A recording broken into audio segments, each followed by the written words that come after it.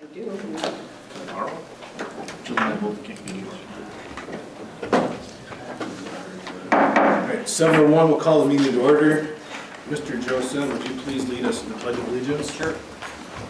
I pledge allegiance to the flag of the United States of America and to the republic for which it stands, one nation, under God, indivisible, with liberty and justice for all.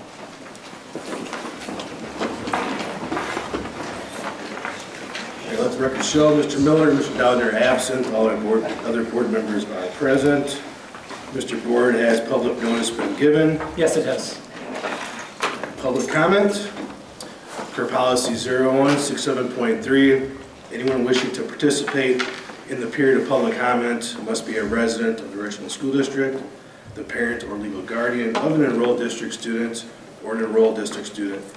Persons wishing to participate must be physically present at the meeting and must register in advance. A total time allotment of 30 minutes will be given for public comment. Each participant shall be given 3 minutes to address the board. Speakers are not permitted to make inflammatory comments, use inappropriate language or gestures, attack specific persons, or make a specific person the subject of their remarks. Please see policy 0167.3 for a complete list of requirements and restrictions. If a person is unable to adhere to these rules, they may be directed to end their comments. Mrs. Steele? None. Thank you. On to reports, District Administrator's report. Okay, just a handful of things for you. First of all, we are now posting all of our meeting recordings on our district website, so you're welcome to go to there for any past meetings from here forward. Our next board meeting will be back on our regular scheduled Monday nights, so that will be the fourth Monday of July, which is July 28th at 7 p.m. Then following that in August, we will have our August 11th meeting, and again, just continuing on that second and fourth Monday. Just a date to let the board members and our public know, super registration is on Tuesday, August 12th. That will be from 1 p.m. to 7 p.m. With a reserved hour from noon to 1 for our staff to get pictures taken. That'll all be in our high school gymnasium. That process has been going on now for about 7 years and gone very, very smoothly. Every year a little bit better. I will give a full referendum update at our July 28th meeting with some, more detailed information, but I did want to let our board and public know that our high school bids specs are now out, and vendors can submit bids. The bid process goes until the end of July. I believe it's July 29th, but again, as board members, you may get talking to a community member. They may ask, how do I submit a bid? They go to the district website, and then the referendum page, there is an option for them to submit their vendor information, and then we can get them access to Procore where they can get all the specs. Again, trying to continually let people know that these are going on. I had a local vendor talk to me last week and say, we didn't know you were doing anything at the primary school. How do I bid? Now the high school bid is open, so again, encourage people to put bids in. That's beneficial for the district and our local community. And then finally, formally, I would like to introduce the board to our newest member of our administration, Felipe Armijo, who is joining us. He has 20 plus years of administrative experience, most recently at the Wisconsin Dells School District. Mr. Armijo is our new intermediate school principal, and again, publicly and formally, welcome to the Richland School District. We are excited to have you. I'm excited to be here. Thank you. That is it for me. Does the board have any questions regarding any of that? Super, thank you. All right, board member reports. Building, Property, and Transportation Committee met on Monday, July 14th at 6:03 p.m. We did watched a presentation by the McKinstry presentation, which kind of was an in-depth presentation about going through all of our materials and equipment at the different schools. We also talked about the referendum project update. We did also approve a change of order for some soil corrections at the primary school. We got a concession stand update, they'll be start rebuilding the concession stand soon. And then we had a schedule at a glance, and that was it. All right. We'll give an update here on the Curriculum Assessment and Public Relations Committee. We met on Monday, July 14th at 7 o'clock. We had 3 agenda items. The first one was the Achievement Gap Reduction Report. We reviewed the report and the data, and that full report will be brought to the full board here in August. The second thing we talked about were the goals and priorities. The goals as listed from last year. We're going to ask those goals to remain the same in such a way where we're asking you to use the data to inform next steps on those goals. So we'll be waiting, of course, until the third Friday count to get that data, but in the meantime, be working on what might be the next step related to the 4 goals that the board set last year. And then we reviewed the schedule at a glance, and that's all we did. The Personnel Negotiations Committee met on Monday at 6 o'clock as well. Went over the 2025-26 budget draft, update on that. Numbers are coming into better focus. There's still some things that are a little bit of a question, but we're getting a lot better information. We'll have more solid numbers on what that's really going to look like. We did review one job description that was for the behavioral board certified behavior analyst, and that will be coming to the full board soon. And then Amber Bingham presented the exit interview summary, and that will be presented in August. And then schedule at a glance, which there's not a whole lot coming up that's different than the previous years. Also had our policy committee meeting on Monday at 7, and we were presented with the Hive student handbook. So that's the ROA 2.0 handbook that has pretty much been created new. We never had a handbook for that before because there wasn't a need, but just with the shift in how that is being operated and what we're doing with that, we needed to create a handbook for that. That'll be presented, I believe, on the 28th, if I remember correctly. That is correct. And then schedule at a glance.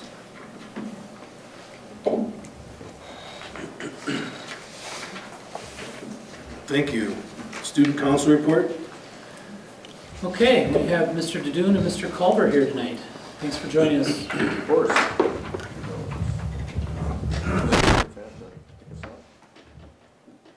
Is the mic okay right here? Or should we- okay.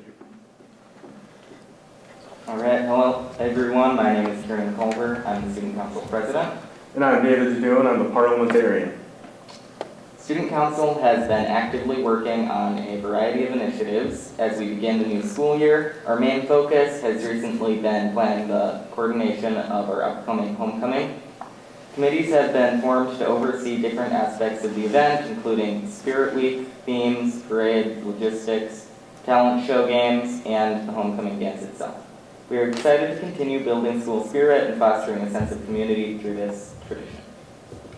One of our key milestones this month was the selection of our homecoming grand marshal. After thoughtful discussion and a formal vote among council members, we are proud to announce that Mr. Brian Jones, Director of Operations and Maintenance at the Richland Center High School, has been chosen for this honor. Mr. Jones has made a long-lasting impact in our school, not only through his decisions to keeping our campus running smoothly, but also as a long-term community member. He has been a member of the Richland Center Fire Department since 1981 and has served as quartermaster, assistant fire chief, and fire chief. We are grateful for the opportunity to recognize his contributions in this meaningful way. In addition, we are excited to announce the creation of a new Principal Advisory Board. This group is made up of one student representative from each grade level, freshman through senior, and meets monthly with our principals to discuss current issues, share student perspectives, and provide input on decisions that affect school life.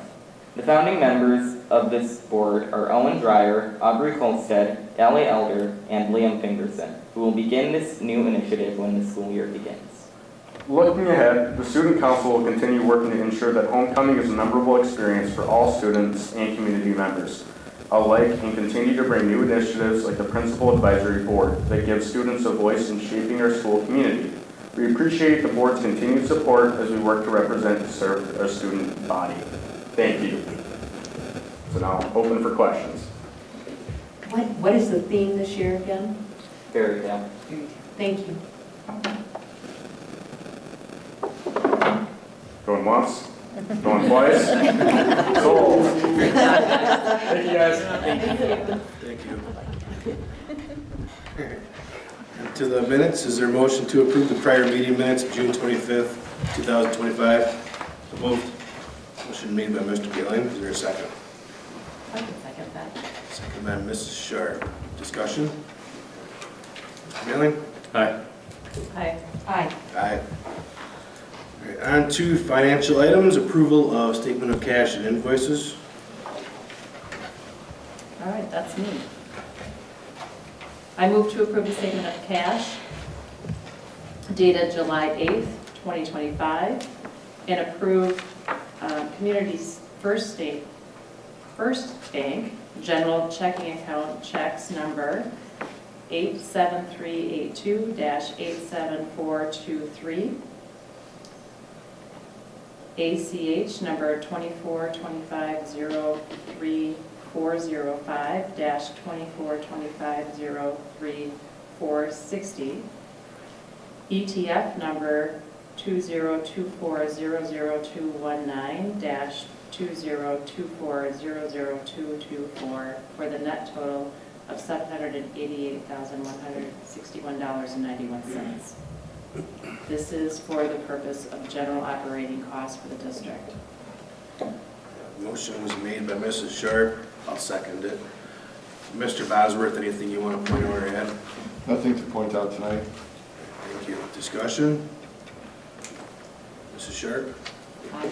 Aye. Aye. Aye. All right, Mrs. Steele, consent agenda items. Motion to approve the consent agenda items as presented.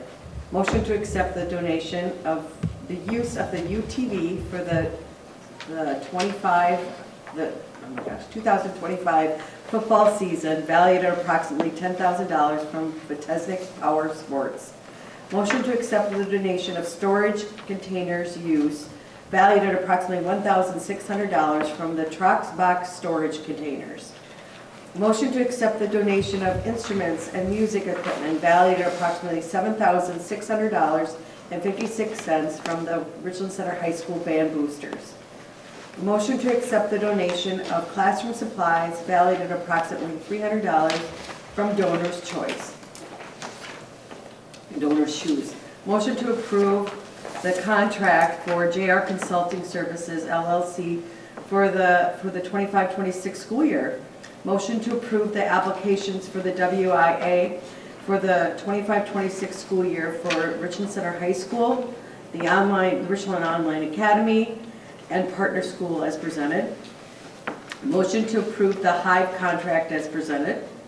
Motion to approve the hiring of Michael Schwitzenberg as an intellectual disability special education teacher for the 25-26 school year. Motion to approve the student academic standards as presented. Motion to approve the organizations below to be sanctioned for the 25-26 school year as presented.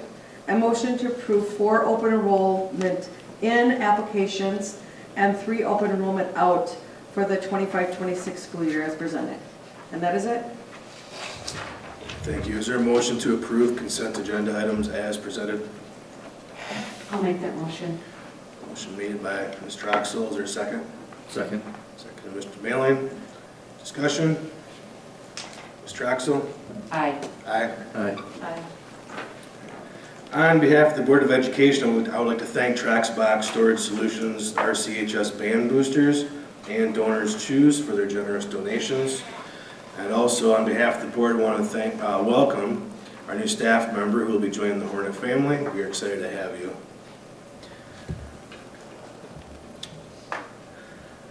Well, Mr. Ford, was there anything you wanted to add on the consent agenda? No, it's fine. Okay. All right, is there a motion then to approve the modified agenda? So moved. Motion made by Mr. Bailey. Is there a second? I'll second. Seconded by Mrs. Sharp. Discussion? Aye? Aye. Aye. Aye. All right, on to information and discussion items, district vacancies and appointments. Okay, so you can see the 6 vacancies that we have to start the 25-26 school year. One of those has been eliminated since we just approved the hiring of the special education teacher. We have an alternative education teacher at the intermediate school, which we are going through the interview process that is happening tomorrow. We are also posting for one of our day custodians at the intermediate school. That application period just closed, so we're reviewing the applicants, and then the interview process will start. And then we've got 3 positions that will be closing on July 20th. That's our Director of Maintenance and Operations, our Drug-Free Communities Project Coordinator, and our STING After-School Program Coordinator. And those 3 positions are currently open until the 20th. Otherwise, you're certified, admin, exempt, non-exempt, things that have already been hired are on the left side of the table below, and support staff and co-curricular on the right side of the table below. Any questions from the board? Thank you. All right, fourth quarter discipline report. Okay, so this is the end of the year discipline report. The board sees a discipline report each quarter. You'll see in the memo itself the breakdown of the number of occurrences. An occurrence is 1 disciplinary referral by a student, and then the unique number of students that make up those occurrences. So 1 student can have multiple occurrences, so that's why the number of students would be less than the actual occurrences. And then the total offenses are in the chart below, with quarter 4 being on the far right, and then the 24-25 being in yellow across the board. And then there are a couple of attachments which show the raw data as well as the charts. And I'll just draw attention to the charts themselves, and then ask the board if there are any questions that they'd like to ask admin. When I look at these charts, I'm looking at typically one of 2 things. Of course, everyone's free to interpret the data as they see, but when I'm looking at it, I'm kind of looking at each one of those charts, and over the course of the last few years, do we see all 4 of those lines, okay, quarter 1, 2, 3, and 4, are they going in one direction year over year? Do we see a trend line, either increasing or decreasing? For example, if you look at the physical assault, there's a clear decline, right? All 4 of those lines over time are declining. That's showing that offense is decreasing over time. By the same token, if you look at truancy, you see a slight increase year over year in all 4 of those quarters. And so that's something that we need to be cognizant of as well, and see if we can implement different strategies to try to decrease truancy. The other thing that I'm looking at is there, most specifically in the 24-25 data, is there a significant gap between the blue line, which is quarter 4, and the others, okay, which would indicate that something has happened in quarter 4, right? For example, if you look at the verbal confrontation chart, you'll see that while in the last 3 years, quarters 3 and 4 have been higher, this year, quarter 4 is significantly lower, indicating that maybe we did something different, and perhaps some of the strategies are working to decrease that. And so that's something that we'll begin paying close attention to.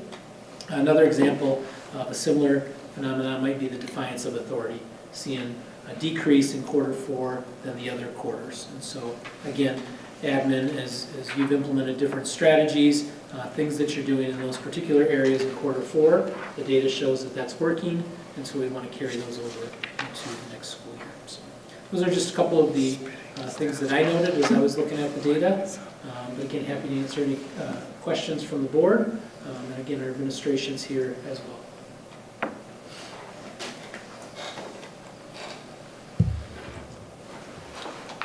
Okay, thank you. The new policy 5411, 3rd grade promotion and retention, the first reading. Okay, so by policy, any new policy that the board is looking to adopt needs to go through a formal process. The first part of that process is that It is here at the board level for information and discussion only, getting clarifying information. And then at the subsequent board meeting, two things would happen. One, there would be a specific public hearing related specifically to that policy for folks to weigh in outside of the general public comment, specifically as it relates to, in this case, policy 5411. And then the board could look to take formal action after that. So this will come back to the board on July 28th, and at that meeting, again, there will be a specific agenda item for public comment related to 5411, and then the board could look to take action on that. Policy 5411 is our third grade promotion and retention for at-risk students. This policy was recommended by both the Curriculum Assessment and Public Relations Committee as well as our policy committee here recently. This policy centers mostly around the new Act 20 that you've heard Dr. Johnson talk about numerous times. Students in general, students will have a personal reading plan if they fall into this category, and then they have to stick with it. They have to complete this, or they could be at risk of being promoted to fourth grade. And so that's what this policy is. Many school districts are taking on similar policies. This is something that's been recommended by Neola, and then again vetted through those committees. So Dr. Johnson isn't here tonight, but I'm happy to try to answer any questions regarding the policy if the board has those. And if I can't answer them, we'll certainly get those answers for you and bring them back at the next board meeting. But again, this is just on for information tonight. And curriculum and or policy, if you have anything to add that was presented at your committees, feel free to weigh in. Any questions? Okay. Again, that'll be back on the 28th then for action, as well as an opportunity for the public to weigh in. All right, it's on to board development, part 3 of 4, board roles and responsibilities.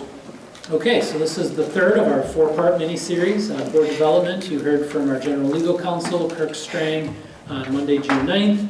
At our last board meeting, Wednesday the 25th, you heard from Dr. Brad Stern, Dr. Steve Schrader, and Shandu Muri. Yes, thank you. Sometimes when you say a name wrong a couple times in your head, then you don't know which one's right, so I apologize. Those folks are back here again tonight to take on kind of the second part of their series on board roles and responsibilities and what that looks like. They're at the table here. Again, welcome. Brad and Shandu and Steve are from the Sun Prairie School District, and I think I'm just going to turn it right back over to the three of you. If we need some tech help, we've got our tech expert, Carrie Stoltz, here. Well, good evening.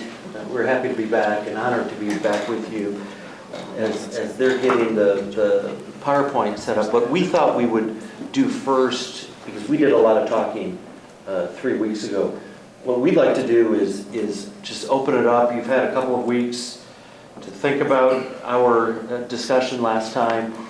Just thoughts, observations, questions.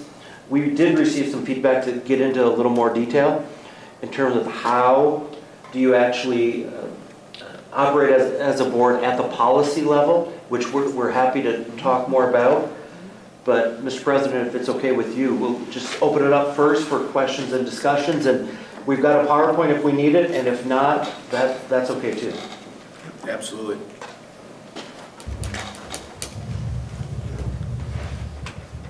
I can kick it off with a question. Please.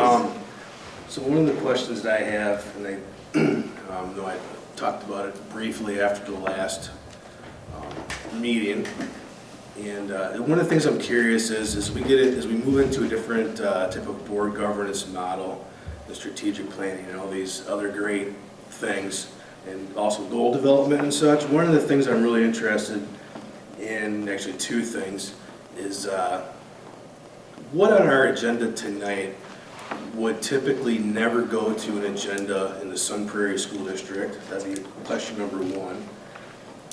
And actually, you can go ahead and answer that if you want.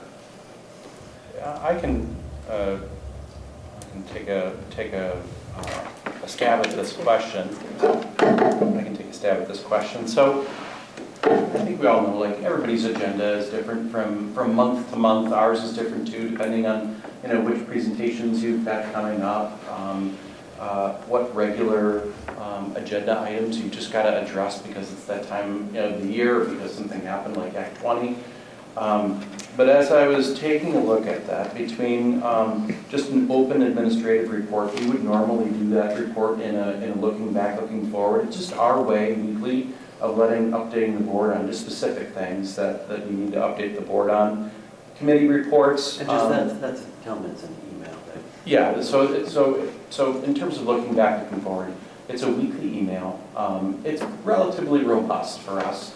Of all of the information that me and my administrative team just want to make sure that the board is in the know about, of things that happened this last week and things that we're looking toward in this next week, hence the name, Looking Back, Looking Forward. And so it's just really, we don't make it harder than it needs to be. It's a Google Doc that every single one of the administrators has, and there's different segments from week to week. You might have something similar here. And so some of that stuff that you have, we might have shared in Looking Back, Looking Forward. Committee reports, cash and invoices, items on consent like gifts or sanctioned groups, depending on just the culture of the school district. The appointments that you had, which generally we have under personnel. Disciplinary reports, which the board monitors in our school district, but it monitors as a part of an operational expectation, a proactive expectation that the board has expressed to the administrative team, and then they actually monitor it annually. The hearings on policy development or some of the action items, I would say probably about 45% of the board agenda items we would just cope with in a different way. And the intent there is to really focus, is for the board to have enough white space on its calendar to focus on its most important goals. And that's where it all starts. When the board understands what its most important goals are, and that's informed by community feedback, then you're just going to want to have time to be able to talk about, focus on, process, better understand the strategies around those most important goals. And Steve often talks about the idea of how does a board exert power? How does the board exert its authority as elected officials in that way? And so is it really about things like, a personnel thing, or is the power really understanding what your community expects and then proactively telling the administrative team, here are our expectations.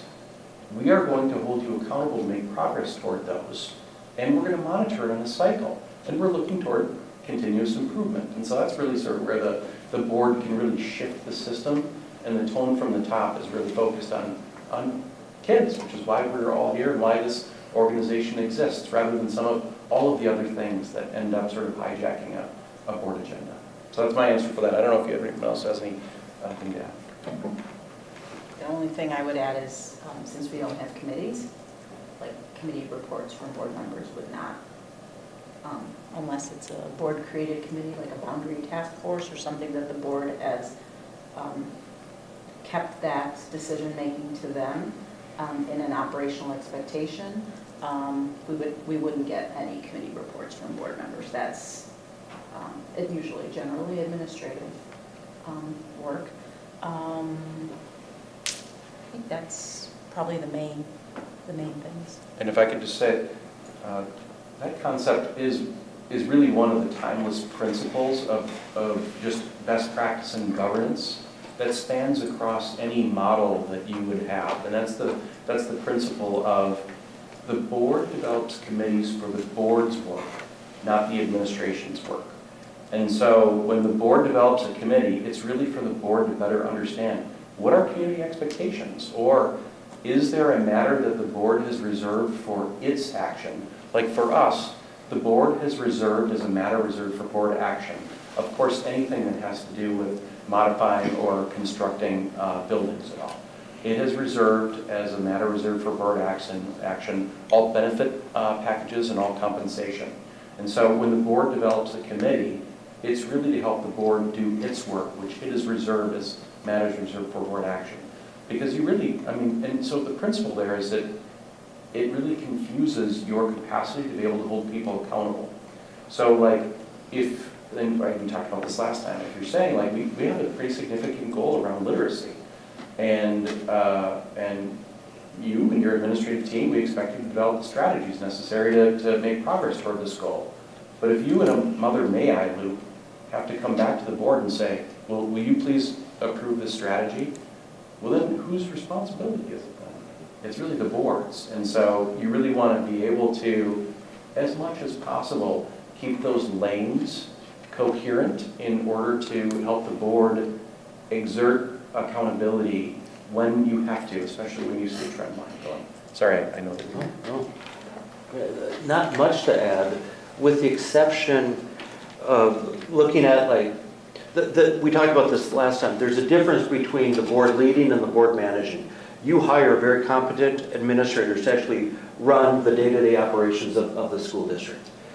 Thus, we would say in our model, we're not saying this is right for you, by the way. Right? So we're not here lecturing, we're just saying how we do it. We don't have a property committee, we don't have a curriculum committee, we don't have a finance committee. That's Steve's responsibility, because that falls under the managing and the day-to-day operations of the school district. Now, the board, I expect to be informed of things that are happening, but we don't have a board, we don't have a personnel committee, we don't have any of that anymore. A couple of committees, Brett already said that we had boundaries, because the board has decided in some priority that the board will have the final say on boundaries.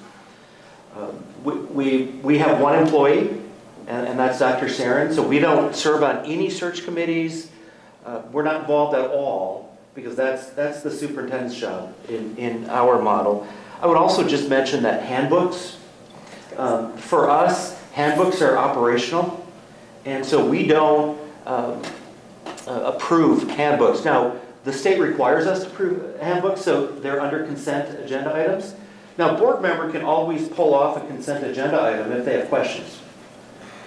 And of course, if it's pulled off, then the board has to vote on it, because there has to be a vote. But generally speaking, we receive an update on handbook changes, but that's it. And I said this last time, I'm not an expert in school policy. And so for me to be helping revise the high school handbook just doesn't make a lot of sense. You have experts who know what they're doing. Hopefully they're working in consultation with the faculty, the staff, and maybe at the high school, the student council. But beyond that, as a board, we wouldn't be involved in those types of discussions. The last thing I'll mention is a couple of years ago, we realized, and I can't remember if I said this last time, so forgive me if I did, that our administrators were talking at our board meetings like 75% of the time. And it's a board meeting. And so we've moved to sort of a flipped boardroom model where all of our agenda items, not only, we use board docs too, we have the summary in board docs, but our administrative team record screencasts that we watch on our own time and then come to the board meeting and ask questions.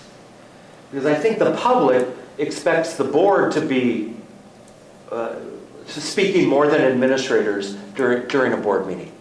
And so that has really totally turned from the board now engaging with each other, sometimes in discussion, sometimes in debate, which we think is a good thing. But those screencasts and that flipped model has been a good move for our school district. It puts more work on the administrators, because you're now, instead of giving your report here, you're recording it, and it means that the board members have to do the homework outside of the board meeting. But it has made for much more robust conversation. Can I ask a follow-up? So we don't have administrative reports per se during the summer, but we do use that. We've taken that mentality on for our reports.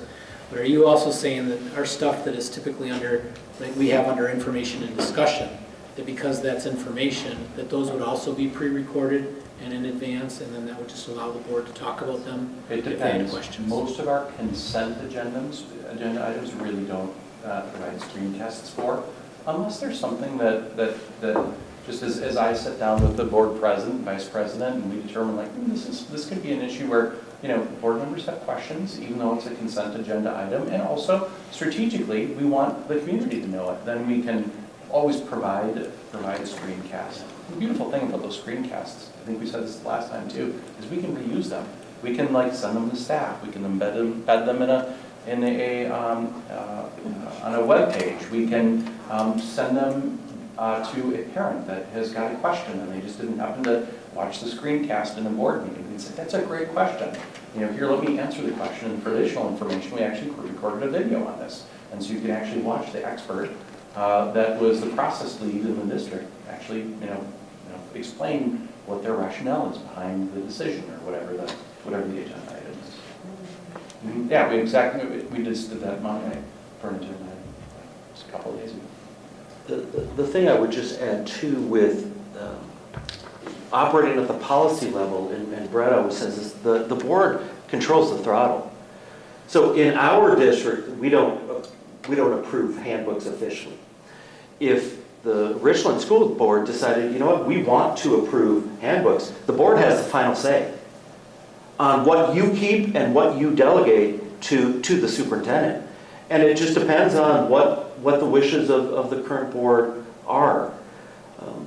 But we found ourselves talking about a lot of things that really had to do with managing of the school district and not leading the school district. And remember, none of this is really about agenda items. It's really about leadership and goals. And that's what it's really about. And what part, and so we're here because we believe in the power of the board. We believe that the tone from the top and a robust and a coherent mission, vision, and goals from the board can move a system. The leadership for the board does matter. And so when a board is engaged with its community, understands what community expectations are proactively laying out the goals for the system, and then being present to monitor for those goals and empower the administrative team to be able to develop the strategies necessary to get there, that will have a positive effect. And so, and we said this last time, what happens when the board is the best functioning team in the district? It moves the needle for kids. And so how do you go about doing that? And so we've got some resources. I think this is Steve's favorite slide, so I'm gonna let him cover it. But how do you go about doing that? What does it mean for a board to be the best functioning team in the district? And we're not going to read these. You can look through them. I would just add that if we have so many items under consent, what do we do during our board meetings? That would be a question that I would be thinking of. We spend the bulk of our time monitoring. So we have student result policies. So Brad knows exactly what the board expects in terms of literacy, numeracy, and student personal development, social emotional learning. And then we have a list of operational expectations. So we have in HR a list of policies around human resources. Some of those are things like we expect our employees to get paid on time. We expect the district to have the proper workman's compensation and insurance. We expect our employees to be treated fairly and with dignity and with respect. I'm giving just some examples. Then what we do on an annual basis is the superintendent brings forward, well, in this case Brad and the HR director would bring forward the proof that you're meeting the expectations of the board, which again are really the expectations of the community. And so our meetings are spent really doing monitoring. There's at least one monitoring report for every board meeting. In most board meetings we have multiple, because we have a lot of policies. But what we don't do is micromanage the superintendent in terms of, in your case, how he does his job. We define the parameter. If there's sort of a sandbox, if you will, these are the boundaries of the sandbox. As long as you're within the parameter of that sandbox, you're good to go. If you're going to step outside of that, you need permission from the board.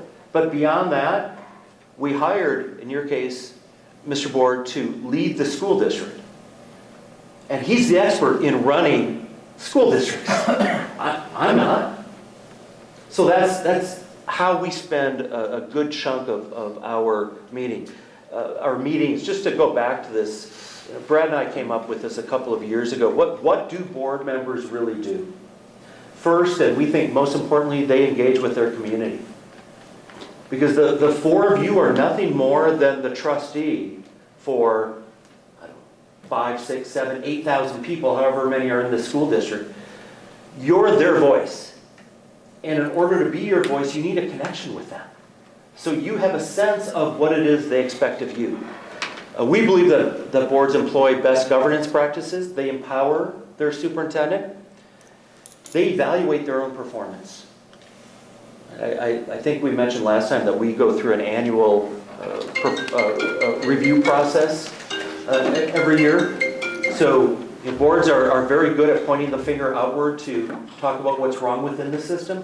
They're not nearly as good at pointing the finger inward and looking in the mirror and determining, A, what can I do better as a board member, and B, collectively, what can we be doing as a board to support our administrative team, to support our faculty and staff, and most importantly, support the students.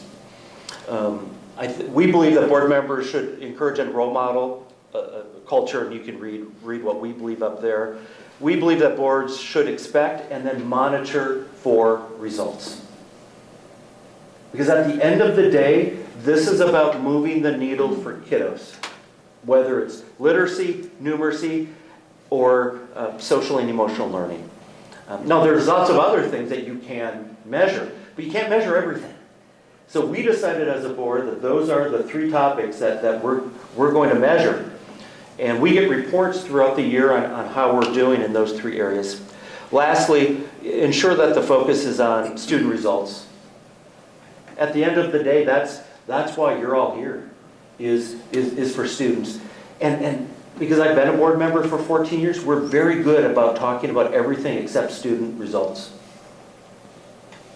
At least in Sun Prairie, we're very good at not talking about student results. And the reality is the assessment of student learning is not easy. And it's hard for many people, I think, to grasp whether they're standardized test scores or whatever metrics you're using. So we hope that that's helpful in terms of what we believe board members are best at should they dedicate their time to focusing on these 7 E's. If I could add one more thing. And it's likely that administrators are getting sense for this as we talk. There's a Faustian handshake in here for administration. Meaning that while it is true that in a model like this, the board ends up saying, all right, in my case, Brad, you've got the hot potato. We're not going to get in your business. You can develop the strategies. But then we're going to hold you accountable for progress around those. It's actually easier for the administrative team to have the board talking about handbooks, talking about everything else other than goals, because that's the hardest work that we can do.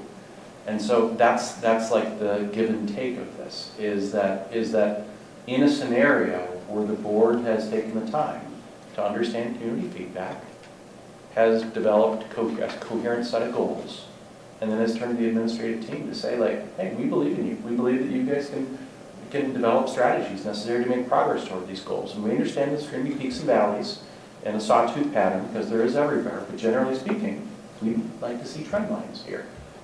Please help us understand our current state. Please help us understand the strategies we've developed. And then let's come back in a little bit and let's talk about their progress from there. That's a great conversation, but that conversation is harder than when board members are talking about other things that are unrelated to student results. So one of the things that we've been working really hard on is the transparency within the community. There was a time not very long ago that there wasn't much transparency. With transitioning, if we would decide to transition away from committees and those types of reports and some of the things that we share at our board meetings, how do you communicate that? How do you make sure that there's trust? Because we're working really hard to regain and rebuild trust in our community. And I don't want the perception all of a sudden be, oh, hey, they're not sharing information with us anymore. That's it. It's a great question. We have moved back to sending hard copies of our publications to mailboxes. Now, we also get criticized for doing that because we're spending money on doing that. We've got 50,000 residents in the Sunbury area school district. But Brad, how many do you send? 3 full pieces? So, yeah, we send, it's 4. We send an annual back-to-school newsletter, and we send it, and it's actually cheaper to send it to every mailbox because postage is so cheap when you hit every mailbox. Thank you.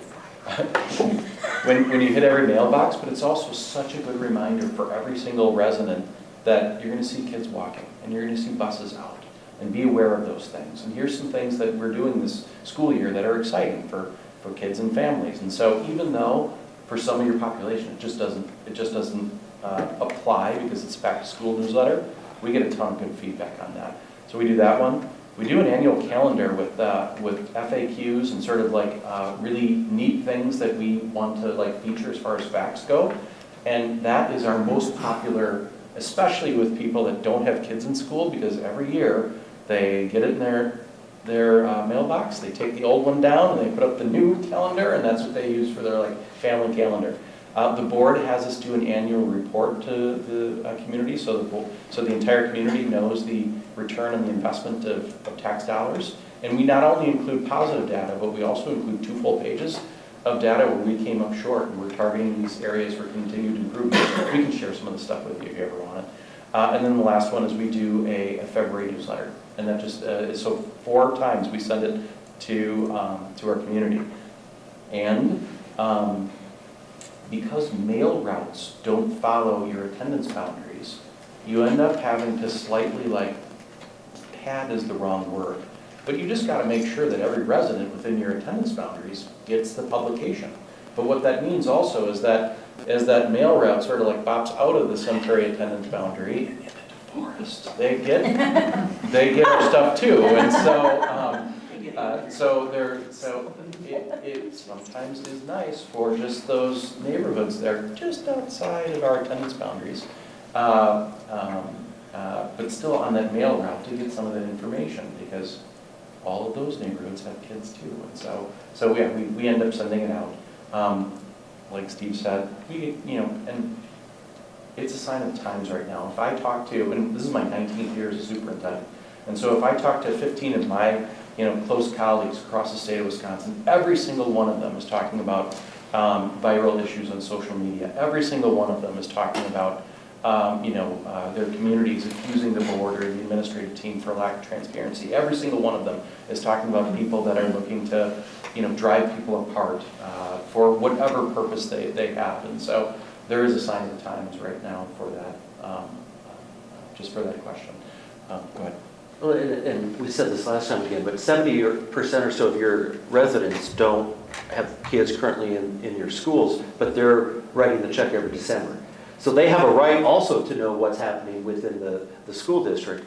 A couple of things that we do at the board level, Scott, is we have liaisonships. So we have 15 schools. So we have board serve as liaisons to each of those schools. We also have board liaisons to, and that's the school, but also the PTA, or we call them SEOs, but whatever concept you have here. So for my schools, I try to go to each PTA meeting at least once a semester to just meet with the parents there, answer any questions they might have.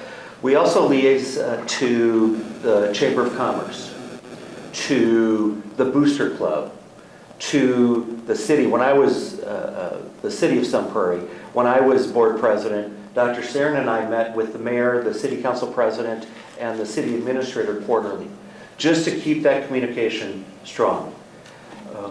So we have a whole list, and if we haven't yet, Steve will share it with you and Aaron, just give you a sense of where we go out in the community to answer questions. And that's beyond going to the high school football games and just trying to be around to have a presence. I mean, that's what the board does, but then Brad and his team, Brad has coffee with the police chief once a month, just to keep that relationship between strong. And often people in the community don't separate whether is this a board liaisonship or we're operating as one team, as a district. That said, we don't believe that a school board can delegate that liaison-ing, if that's a word, totally to the administrative team. The board has to be out there, has to be talking to people to get a sense again of what is it that they're saying. So those are just some ideas that we have beyond the Facebook, the Instagram, TikTok, all of that. We too, I mean, the fact that you record your meetings, I mean, that's a huge piece to. If anybody's interested, take a look. Last thing I'll say is we often get criticized because nobody hardly comes to our meetings. No offense, sir. So thank you and thank you, ma'am, for being here. But usually we'll have 1 or 2 people at our meetings as well. To me, that's a sign that if people were upset, they'd be here. So there's already a certain amount of trust, I might argue. Again, I don't know anything about your school district, but there's a certain amount of trust that your community probably already has. And of course, it's important to remember that just because it's 7 people on Facebook, they can be loud, and all of a sudden it sounds like it's the entire community, when in fact, it's 7 people. So we're helping another school district right now refresh their strategic plan, refresh their understanding of community expectations. And so we're going through a process. There's 3 different parts to it for the Board of Education to be able to tap into community expectations. The board developed a community-wide steering committee. They mapped the community and have, I think we have 12 members of the community from different segments of the community come together. The different townships in their community, the different community segments coming together and assisting with the process. And so what they'll end up eventually having is an understanding of overall community expectations. And then the board in the school district will take that thematic analysis of the community expectations and develop goals around those and tell the administrative team we'd like to develop a strategic plan around that. And so if you layer that with internal and external liaisonships as board members, like Steve was saying, let's say that you've got liaisonships with schools, and let's say you've got external liaisonships with your civic groups or your other community partners, and then beyond that you've got some publications that you send out. Even in a scenario like that where you really believe you're doing a pretty good job at engaging with the community, being transparent, helping people communicate, acknowledging where you're doing well and where you have work yet, you're going to have a board agenda. And when someone is running on a platform, what's the first thing they're going to say? I'm running because the board is not transparent. And so you're just going to hear that. It's a sign of the times. And so we also see some of that too. I mean, all school districts at this point do. So some of it you just have to just know. Like that's just a part of the dialogue right now. And everybody has room to grow there. There are probably some ways that you can begin to engage the community strategically and help them better understand that there's a significant effort to try to communicate and engage with strategically with the communities that you govern on behalf of. And that monitoring, because that's usually where I come in, is the monitoring side of it and keeping track of that. That all happens in public.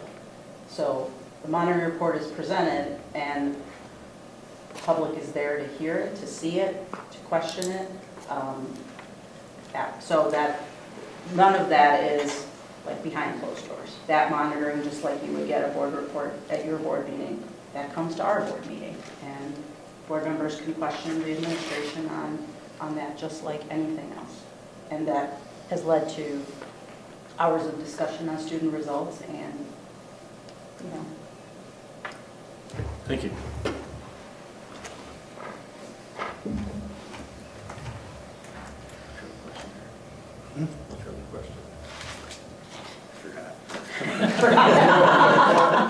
yeah, that happens. No, I didn't forget. And we talked about, I'm really excited about the strategic planning. What I do in my professional career is a lot of long-term planning, engaging different people and different stakeholders. So I'm really interested in learning more about that. And after the last meeting, Steve and I had talked some, and it's like, we've done a really good job adopting more of a policy type of governance model. Getting out of that area, great, like I talked about last time. trying to keep everybody accountable, especially on the board. You hold yourself accountable, you hold each other accountable. Live in that world of black and white in the policy, right?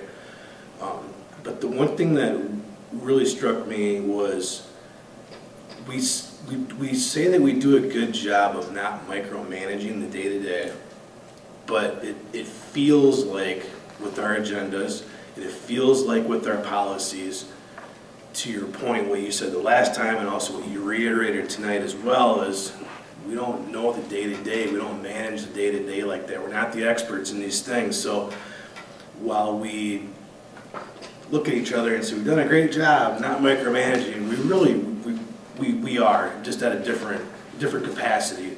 It's a capacity that we've kind of inherited because that's the way it's always been. I'm really looking forward to learning more about how we can focus more on that strategic planning and engagement with the community, goal setting, and like we all know, we have one, really, Steve he's our guy, right? Like that's who the board really communicates the most with and holds accountable. So with that, and this is, I guarantee you won't have an answer that'll fit tonight's profile or time, but is it really difficult to not move away from the committees? Is it a really time-consuming process? Are there certain things that our policies have to be revised, or legal things we have to work around? How do we begin the journey to not micromanage that day-to-day and start slowly getting rid of the policies or the committees, so we can start focusing more of our time, like you guys are doing governance meetings, which I think is great. Well, we've already got a lot of meetings, so the more we can current state move off of and then adopt something else that has more value add to us in the community, the better. So, and that's kind of a long.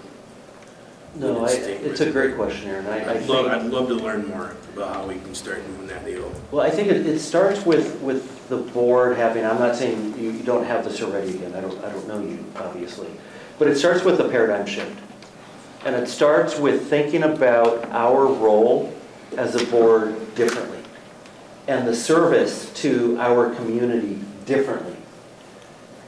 And what it sometimes, where the rub sometimes happens is when you're taking all of the votes like you did, like you feel like you'll leave and feel like, well, we had a lot of votes. Right? You feel like you've done something. When you move to leading and then holding the system accountable through the superintendent, it sometimes doesn't feel like you're doing as much. Now, we would argue that you're actually doing more by doing less. But that takes some time. When you go to a property meeting or you go to a curriculum committee meeting, right, it's interesting conversations. When we were here last, you were talking about cell phones and cell phones within school. Again, for us, that's not a board decision. That's no, we expect to be informed about what Steve and his team decide, or in our case, Brad and his team decide, but we're not involved in those discussions.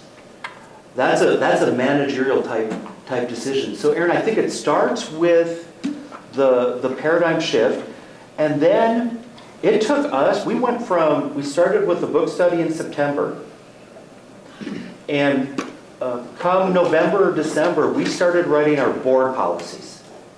And there are really 4 areas. Brett, can you go to that slide?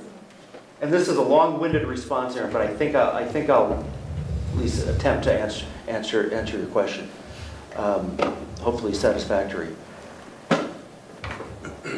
I think it's further on. Later, I mean, yeah. So we have 4 sets of policies that we spent about 6 or 7 months writing.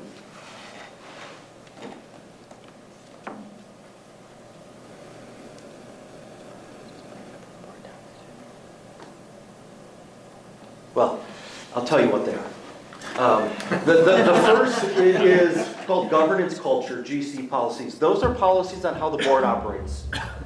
That has things like board position descriptions, or the board position description. It has officer positions descriptions. So as president, you know exactly what the board has, the power the board has given you, but also what the board has not told you you can do. So those are called governance culture policies. Second are BSR policies, board superintendent relationship policies. Those are policies on how the board works with Steve and how Steve works with you. So what are your communication expectations for Steve, but also what are Steve's expectations for all of you, so you can be that high-performing team. The third set of policies are operational expectations. You'll probably have a set of policies around facilities, around teaching and learning, around say again? Human resources. So there's a set of policies in terms of, these are the expectations that we expect you to follow as you're running the day-to-day operations. The fourth set of policies we think by far the most important, and those are the student result policies. And what that means in writing, Steve and his team know exactly what's expected. The bullseye's not moving. Now, it can move over time, of course, but you can't move the goalpost every year. And it takes time for Steve to develop the strategies needed to meet the board expectations. But those are the policies, Aaron, and then all of the other policies, and if you're like us, you had binders of policies, those are now all delegated to the administration, and those are administrative policies. The board no longer has really anything to do with that. Now, the caveat is, any policy that the board wants to take back, they can. But most of these policies are operational in nature, and you probably don't look at them anyhow. They're already Steve's policies. So formally, you take a vote and say, these are yours now. Our policies went from literally multiple 2-inch binders to probably 40 pages. And that may be tops, maybe 30 pages of policies that, again, are in those four categories. What am I, please add on, Shantanu Brad. So what Steve is saying, I think, is really important. And to build off of it, my observation is relative to transition from a more traditional committee system to a more future-focused, student-centered, solutions-oriented, and more like one that's focused on monitoring and accountability. That transition, it generally doesn't fail because people have a lack of understanding of it. It generally fails because there's not enough trust in the room. And so, and we've talked about this a heck of a lot too. So, I know this is a little on the soft side, but the first place I'd start is actually trust. And so to make sure that the board members trust each other, the board member trusts the administrative team, and you just talked about what happens when things go sideways. What happens when something comes up, and it's going to, the time is ticking, when there's a divisive concept, and we need to try to tackle that, and it could jeopardize the way that we are agreeing at this point to navigate through some of those sticky items, because it's going to happen. So the first thing that I think we would also advance is start with trust and relationships when you're doing that transition, and that's sort of a basic thing. The other thing is that when you are moving away from committees, it is easier when you are moving to goals that you believe in. So put that first. So put the engagement and the goal development first, so that way there's an excitement in that transition away from sort of this more archaic system that really probably handcuffed the board's capacity to be able to be more future-focused and solutions-oriented and student-centered. I think the board has got to spend some time just saying, all right, yes, there are things delegated to the administrative team, but just like Steve said, what are the things that we want to make sure these are still, no matter what, matters reserved for board action? We want to select these matters reserved for board action, and this represents the board's work. We know our role here. We're the process leads in it. And that's one of the That's one of the principles, the timeless principles, no matter what governance framework you're talking about. One of those principles is that the board knows and plans its own work. And that work is really related to what is the board reserved as a matter for its action, rather than delegated to the administrative team. Yeah, there's one question, and Aaron, this is, I think, loosely related to your question. I just want to make sure we address it. Steve sent a follow-up email to us. And so in this type of policy governance model, if you're at Walmart and somebody stops you, because very seldom are they going to stop you to talk about the strategic plan. They're going to stop you to talk about, why is my grandson's bus always late? Let's talk about chicken nuggets, right? I mean, things that for families are important, but they're not really board matters, they're administrative matters. The milk is frozen. Yes. The banana bread is moldy. Yeah. I just got that today, literally, on my visit to a site. So the way that we handle that as a board is, of course, you just listen and you show empathy and say, I'm sorry that that's your experience. When I get home, I'm going to email Superintendent Board, can I connect the two of you? Because the board has one point of connection. So as a board, I wouldn't reach out to Mrs. Hardy because I would start with the principal, with the superintendent, excuse me.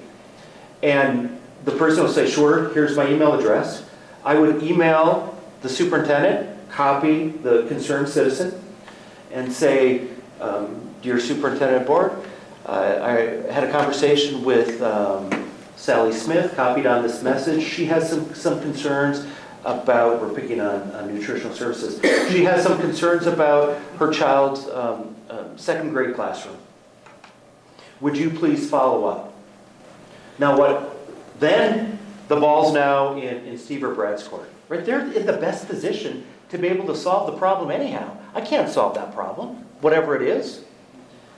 And then all I ask is for the superintendent to just follow back up with me to say that it's been resolved. Honestly, I don't even care how it's been resolved.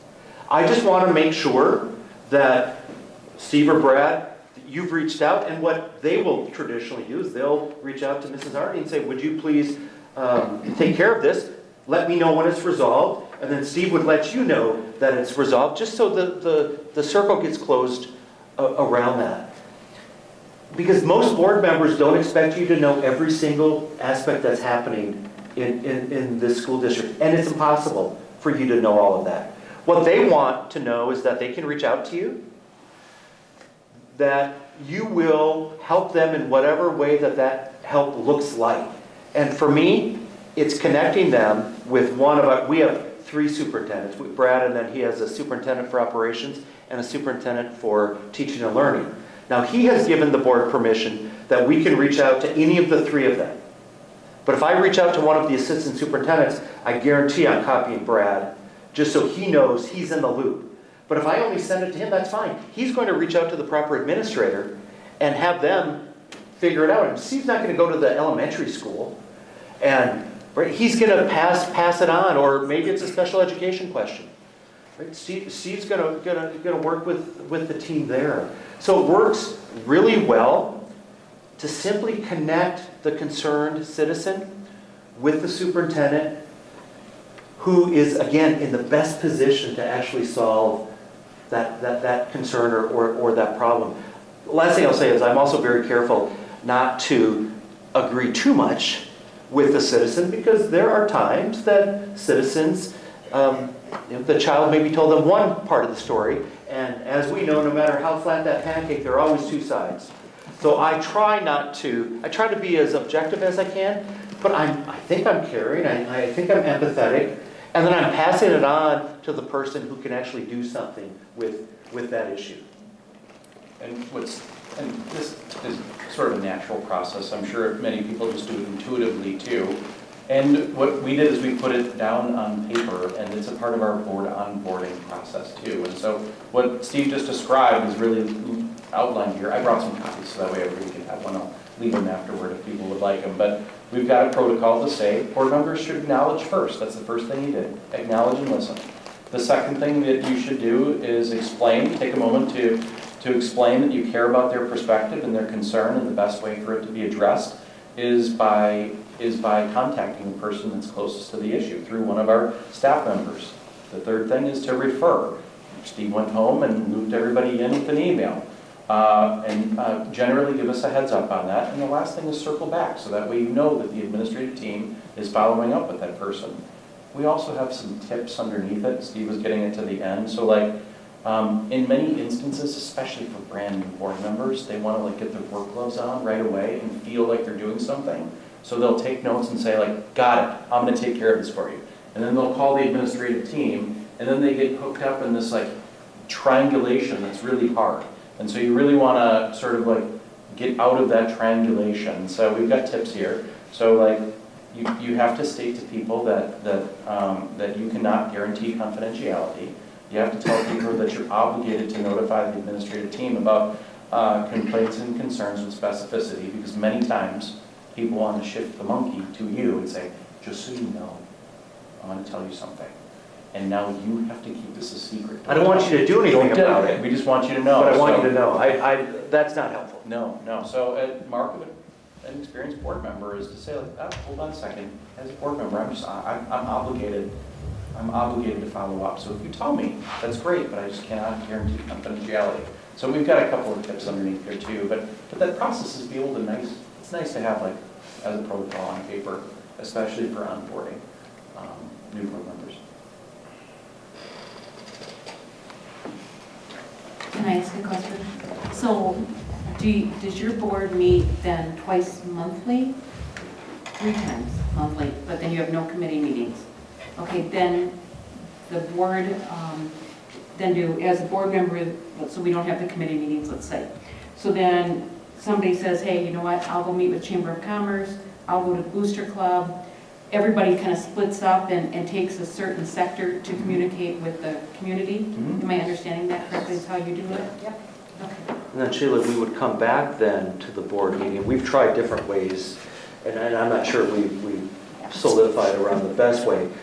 But what's most important in that process is for the board, for that board member as a representative of the full board, to then to be able to go back and report. Here's what's happening at the chamber. Here's what's happening at the Boys and Girls Club. Here's what's happening with city government. We're not great at that. Because it's not just Steve going to the Chamber of Commerce. I mean, nobody cares about that. It's Steve conveying information about the school district and what's happening because they're interested. But then Steve bringing information back from the chamber to the rest of the board and to Dr. Sarin. And again, we're not great at that. That's a work in progress. But that's where we're spending our time. And there are times, a couple of years ago, the board established a bullying and behavior task force. But it was to do board work. We will be looking at boundaries to the chagrin of most people, but it's time. The board has said that it will determine the boundaries. So there will be some task force established. That is a board task force. Well, that doesn't mean that Steve or Brett aren't there. Of course they're there. And our assistant superintendents are there. Our coordinator of busing is there, for example. So they're there. They're in the meetings. But it's a board task force. And as Brad said, the superintendent establishes committees to do, in our cases, his work, their work. The board establishes committees and task forces to do their work. In some Prairie, Brad alluded to this as well. The board decides the benefit structure and the pay structure. I don't mean the individual pay, but are we going to have steps and lanes? Are we going to do raises based on CPIU and professional development? That's a board decision because we've decided that we will make that decision. Now, is there HR director and assistant superintendent of operations involved? Of course. We can't do that without them.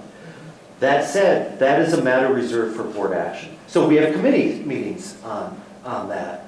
Sheila, for example, I was the liaison. I was the liaison to our insurance committee, the health insurance committee. we met monthly.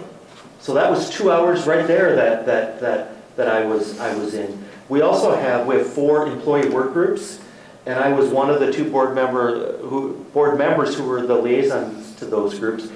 That's 4 hours a month because they meet for an hour a month. So it's not like there's not work for the board to be doing. It's a different type of work that we're doing and spending our time differently than maybe we had in the past. Thank you. Just to build off of what Steve was saying regarding the liaisonships. So one of the practices that we found that's really helpful is at the end of each board meeting, the administrative team will offer that the board can modify, and then the board eventually approves talking points from the board meeting. And so the administrative team will say, all right, we covered these agenda items. Here are some general talking points that we think any community member would want to know. And that's not every agenda item, because some are pretty self-explanatory. But especially some of the complex ones, we'll put 3 or 4 talking points down there. And we offer them to the board, and the board will look at them, and they can modify those key talking points. But then the board approves those talking points. We call them keywords at key times. So if you see KWKT, it's just our talking points. So when the board actually goes out to the Lions Club, or goes out to a liaisonship, they have an approved set of talking points to speak from. And that's really helpful. What it also means, however, is that when a board member goes off script and they're not talking about those talking points, they're not talking about it as a board member anymore. They're talking about it as a citizen.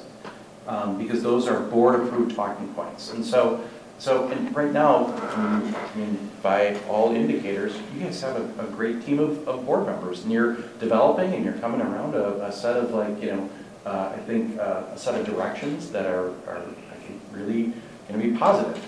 And sometimes you end up with a couple of rogue personalities that are hard to cope with. And so one of the mechanisms that you can utilize in order to try to differentiate between, are you talking as a board member, or if you're talking as a board member, these are the talking points that we all approved.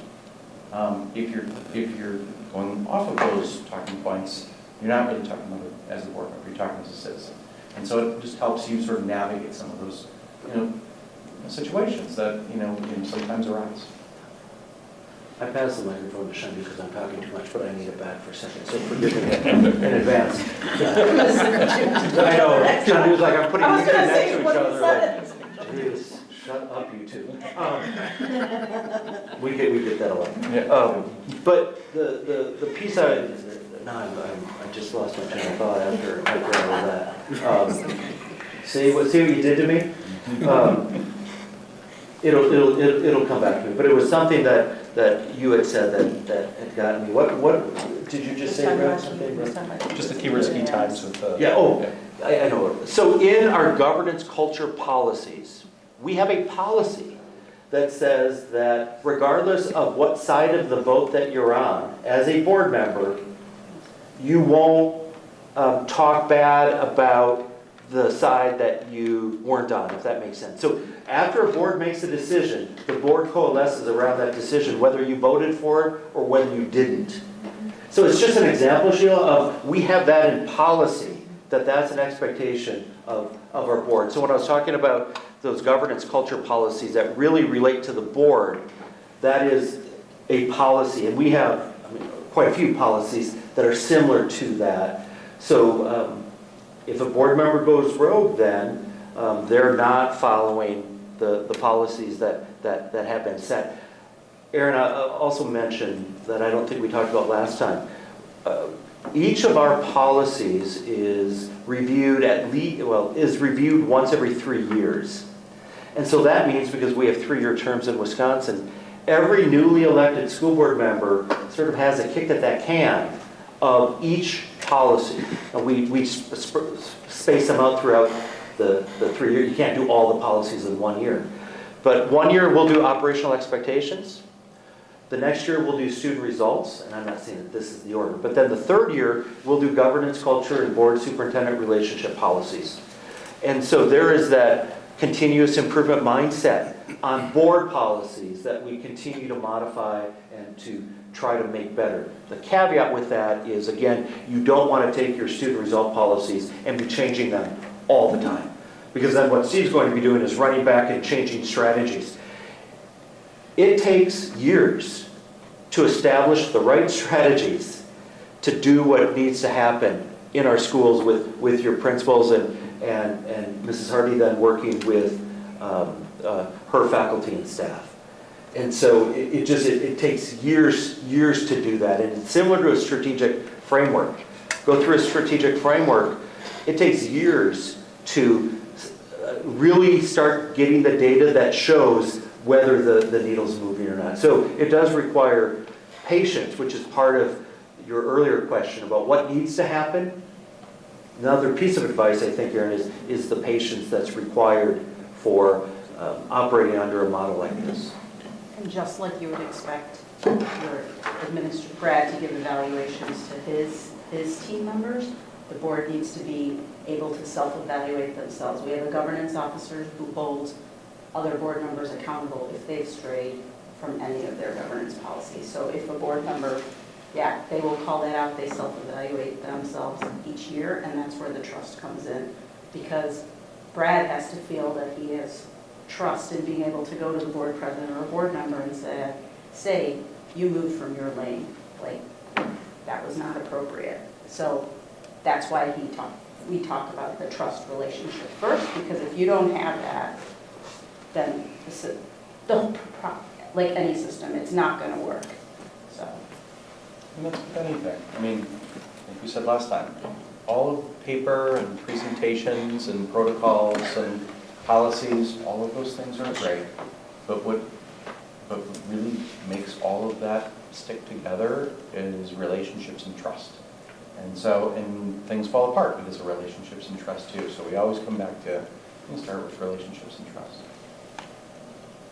I'm going to piggyback off Aaron's question. So what does a general timeline look like from a board changing its governance model to strategic planning to, and obviously it's an ongoing and continuous process, right? But what does implementation look like? So we use this model, and it looks a little complex right now. We use this model to explain how all of these different fields of study are really nested systems, and they inform the adjacent system. So if you start from the left, if the board reaches out to the community and garners community input to really understand what community expectations are, that's really sort of like a first step, because when the board, so the primary reason that a board begins to migrate to a governance model is because it understands what its goals are. It's going to be way easier to do that. And if your goals are informed by community input, that transition is going to be easier, and you're just going to be excited about it. So our recommendation first is that you step into better understanding community expectations, and you allow them that next step of board goals and board oversight or governance to begin to create itself, because there's meaning behind what you're creating, which are those board goals. From there then, the administrative team can get that baton handoff and begin to develop the strategic plan, and then the cascaded high confidence strategies necessary to meet the board's goals, which, like Steve said, are really the community's goals. And then once you develop those cascaded strategies of we've got a literacy goal, how does that translate to all of the different levels of our system, including special education? How do we cascade that so that way everybody's arrows are pointing in the same direction? That takes some time. And we all know that culture eats strategy for lunch, so you have to really think about okay, so in some instances, every school district has this. You've got a new strategy, you have a staff development at the beginning of the year, and then you're going to have some educators that listen, take notes, and go to their classroom, close their door, and do exactly what they did last year. And so sometimes strategies don't work, and it's not a matter of having clarity from the board, it's not a matter of having an aligned strategic plan, it's not a matter of having the right staff for staff development. It's a matter of the fact that there's a culture in some of the classrooms. Every school district has this, but they're just not going to change. So you need to have those other sort of sections on there, sort of strategies to support execution. Professional learning communities, so teacher groups understand their impact. Coaching, feedback, and evaluation. So staff know, like, no, it actually, like, we're gonna help you along. You're gonna get some mentorship and coaching. Eventually, it's gonna affect your evaluation if you don't have the skill or will to actually implement the strategy. And then you can begin to report back to the community. But all of these are different nested systems that are informed by the next one. And so like Steve was just saying, in order to be able to have a scope of understanding across those systems, it just takes time. Rome wasn't built in a day. I mean, it was built, but it wasn't built in a day. So our advice would be you really start with community input, and then you begin to make that sort of more strategic transition for board work that aligns to the expectations that you have, because they're informed by your community. I agree with all of that. Traditionally for us, a strategic planning process is about a 6-month process. And I'm not saying this is what you all want, but let's say that you wanted something like by July 1 of 2026, we want a strategic framework that's developed by and with the community that the board approves, and as Brad said, the board then hands the baton to the superintendent. So come July 1, Steve and his team are developing strategies to meet the expectations of the board, which again are the expectations of the community. And if you wanted to transition to a new governance model, it would be a lot. But if people are willing to roll up the sleeves and again, maybe Sheila spend, and this isn't a critique, I promise, but spend less time in committee meetings and time together, like writing board policies, you could theoretically, and I think realistically, have a strategic plan and a new governance model in 1 year.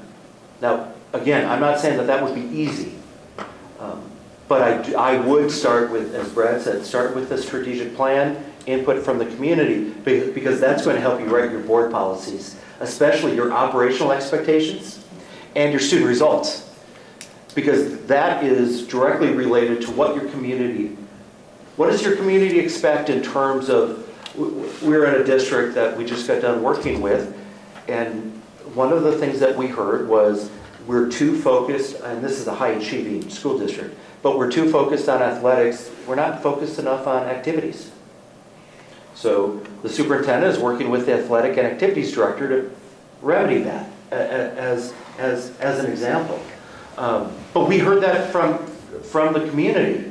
Now it's part of the strategic framework that could end up being an operational expectation that the board has in its policies.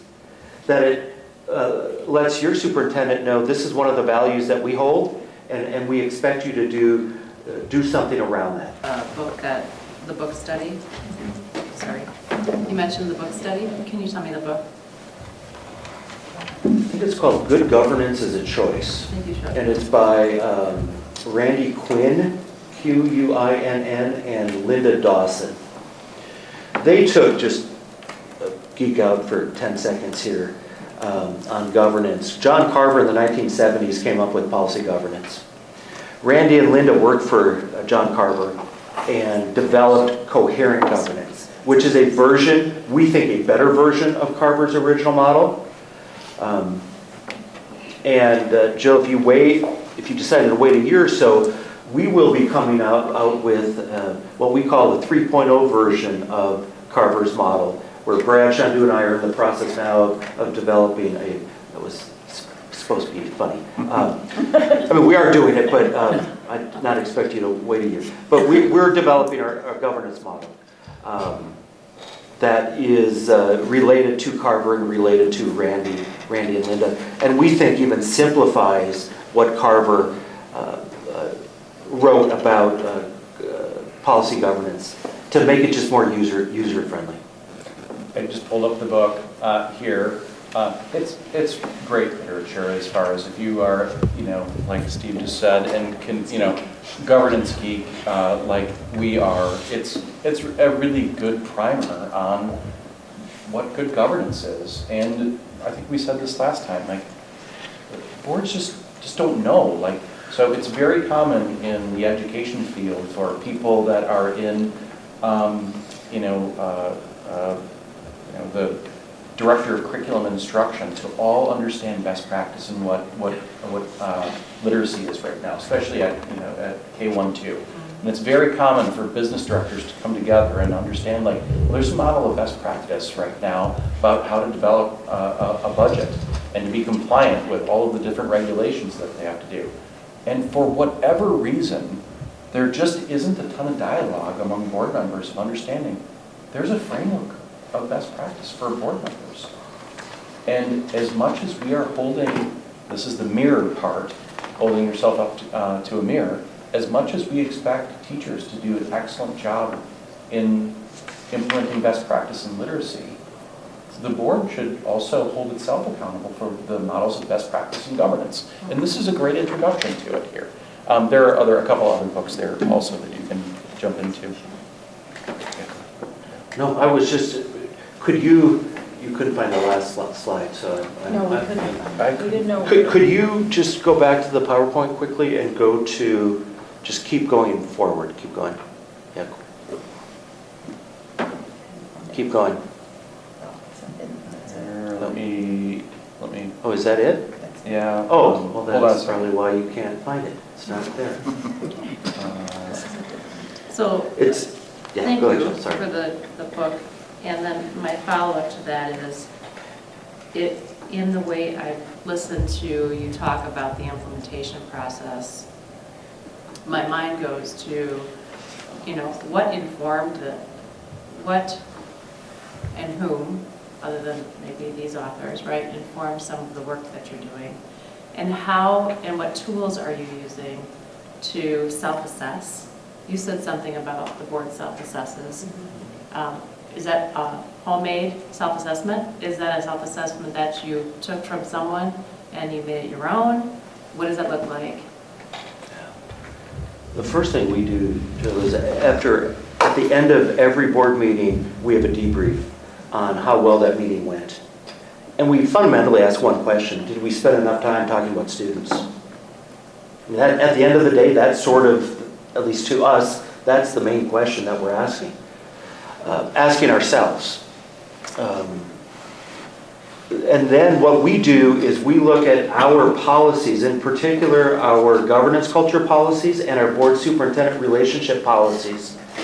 And we created a self-evaluation based on those policies. Now I say a self-evaluation, we also asked the superintendent and his leadership collaborative, which is his cabinet and all principals and assistant principals, to also take that to give feedback to the board. We're set up a little bit differently. Our principals don't come to our board meetings unless they're presenting. I know, sorry, probably shouldn't have said that. Smiles around the room. No, business managers and directors of special ed, they have to be there. But we're bigger, and we have a director of elementary education and a director of secondary ed. They come to all of the meetings. But the point is, sometimes an assistant principal at an elementary school may not, frankly, even feel comfortable taking that because their interaction with the board may not be all that much. The point is to provide the board with some qualitative feedback so that we can take our summer retreat, and we have 2 full-day retreats a year between the board and the superintendent. We have one in January and one in the summer. And in the summer, we take that evaluation and we just dissect it. And what can we learn? Under the premise, and this isn't revolutionary, if the board expects the organization to continually improve, the board should be modeling that for the system. So those are a couple things, Jill, that we end up doing. And we have, and this might be a good place to end, but what are the lessons that we learned having done this for 10 years? The first is write your own policies. Randy and Linda, we hired them to come in, and we took their templates and sort of put our logo on it. It was not the best thing to do, because then there's not that sense of ownership that the board has of the policies. So that would be something, you can use them as examples, but we think you have to put these policies in your own words. That makes sense, just makes sense to you. Randy and Linda are both retired now. They've given us permission to talk and use their model. Hence, when we're saying this, we have permission to say some of these things that we're saying. But that's the first lesson. Why don't you two just briefly talk about some of the others? You've already talked about trust, Brad. Okay. I know, he's jumping. I think these things we've already touched just along the way. Focus on monitoring and improvement, like we said. Focus as your positional authority has really been entrusted in you by the people that have elected you. And so you're really representing the electorate, and you've been entrusted to govern on behalf of is the key phrase there.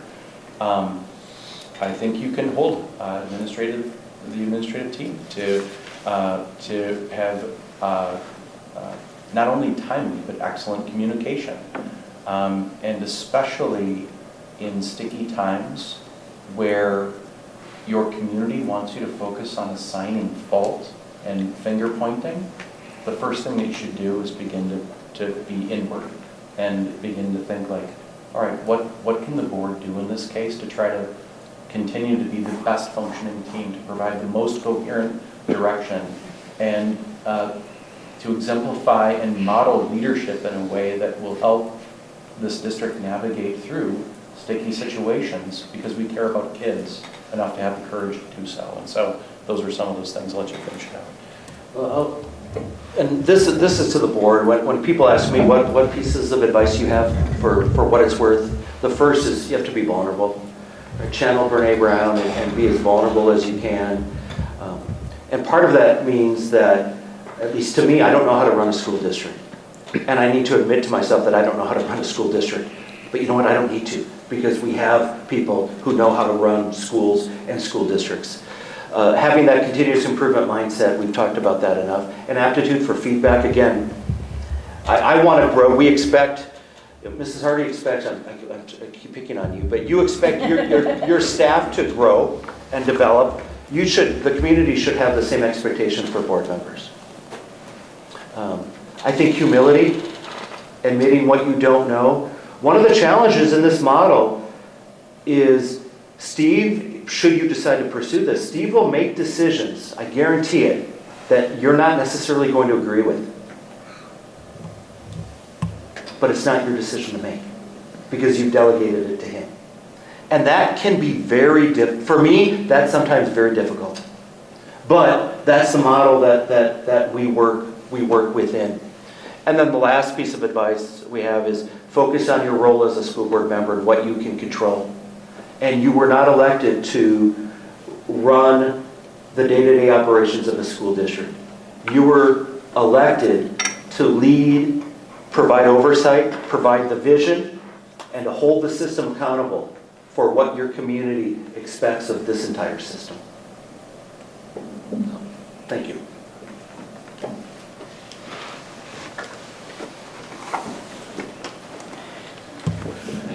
I appreciate all that. It's very good information. We'll be in touch. Thanks for inviting us. Thank you so much. Don't feel obligated to stay for the rest, but you're certainly welcome to. We've already had a board meeting. They're ready to We just had one on Monday. Good to see you all. Yeah, and if we can help, you have our emails. Aaron has our phone number. Steve has our phone numbers. If we can help, we want to help you in any way that we can. So thanks again for the invitation. Thank you so much. Thank you.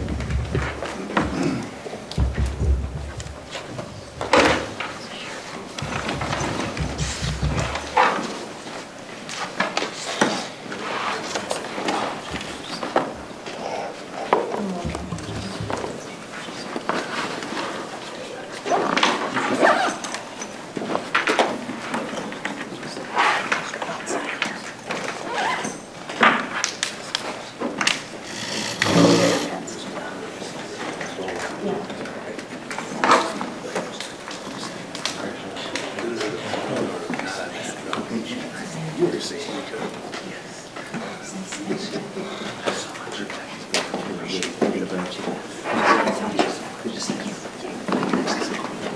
to see you.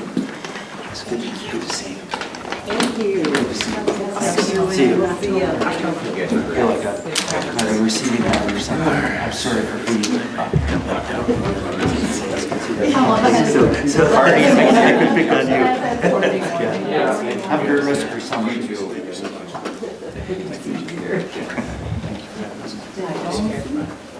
Thanks.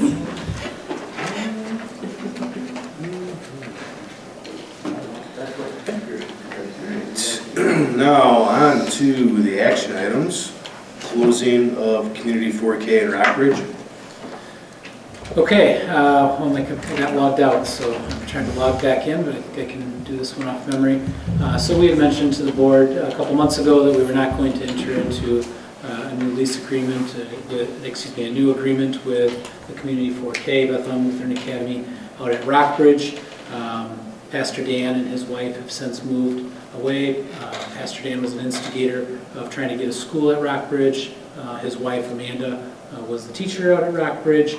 They didn't get the results that they were hoping for in terms of number of students to enroll in that, and then they have since moved out of the area. And so with that, we have jointly decided to not continue that endeavor. However, we have to legally, with the DPI, have board approval in order to actually close the school. So while you're aware of this, and you can see the joint statement that was put out a couple of months ago, that's why it's coming to the board now, because the board has to take official action on officially closing the Community 4K school in Rockbridge. Any questions on that? Loaded back up now, so I think I hit everything. So. Okay. Is there a motion to officially close the Community 4K site, which was held at Bethlehem Lutheran Academy in Rockbridge? I'll make that motion. Motion made by Ms. Troxel. Is there a second? Second. Second by Mr. Bailey. Discussion? Mr. Bailey? Aye. Aye. Aye. Aye. The RCHS Student Handbook Revision, ECCP, and weighted courses.